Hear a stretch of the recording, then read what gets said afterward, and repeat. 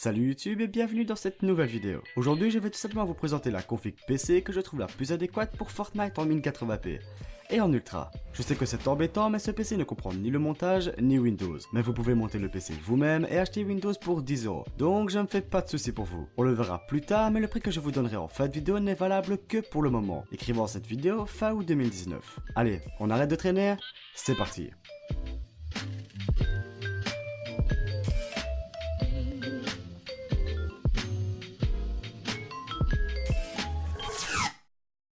Pour commencer, j'ai choisi comme processeur le Ryzen 5 2600. La version 3600 de ce processeur est juste une dinguerie niveau gaming, mais celui-ci se débrouille aussi pas mal, avec 6 cœurs et 12 threads et une fréquence de 3,4 à 3,9 GHz en max boost. Résultat, on obtient le meilleur processeur du moment niveau rapport qualité-prix, car avec un prix en dessous de 115 €, ce processeur est juste abattable. Pour y poser le processeur, j'ai pris une carte mère MSI B450M Pro VDH+.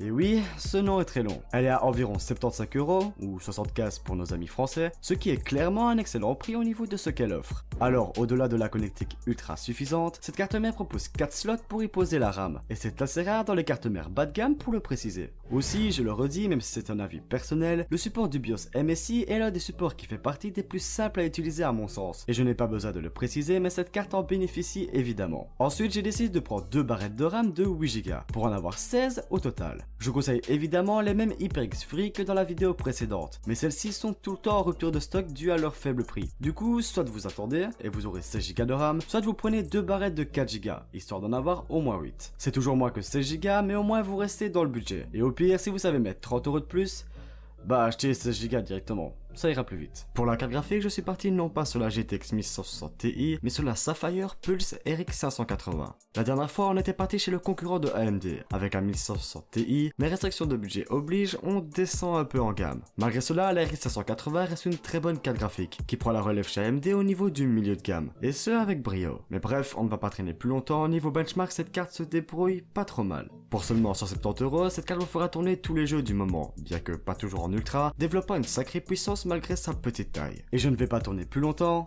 parlons de Fortnite. En épique, en 1080p, on est donc aux alentours des 70 à 90 FPS. Et en mode compétitif, celui que tout le monde joue quoi, on écrase totalement la barre des 144 FPS constant, de quoi investir dans un écran 144 Hz. Et si vous voulez des benchmarks plus complets de ce PC dans son ensemble, je vous mets en description une vidéo avec plein de jeux testés, histoire de vous rendre compte de toute cette puissance. Néanmoins, si vous avez 30 € à mettre en plus, je vous conseille d'upgrader vers la RX 590, qui coûte certes presque 200 €, mais qui vous assurera un confort au niveau des FPS sur d'autres jeux. Comme d'hab, il y aura un lien dans la description. Et petite carte graphique oblige, on prend donc le soin de prendre une alimentation bien suffisante et économe en taille, avec la Aerocool Lux 550M. Celle-ci possède un joli RGB, délivre 550 watts de puissance et possède une certification 80+ bronze, de quoi bien alimenter votre PC. Vient ensuite le stockage, et ici je me suis contenté d'un bon SSD de 480 Go.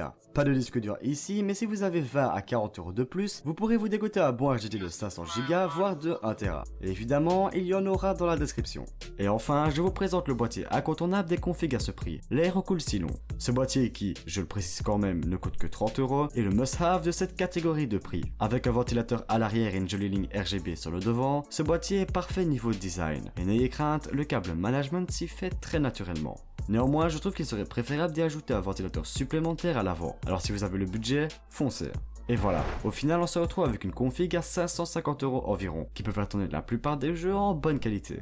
Dont Fortnite, vous l'aurez compris. C'est ici que s'achève cette vidéo. Si vous avez des questions en rapport avec mes choix ou avec cette config, n'hésitez pas à en parler en commentaire, je vous répondrai avec joie. Et puis, ça améliore le référencement de la chaîne, alors vous privez pas. Vous retrouverez comme d'habitude tous les liens des produits en description. Et sur ce, je vous laisse, c'était Fercio, salut YouTube.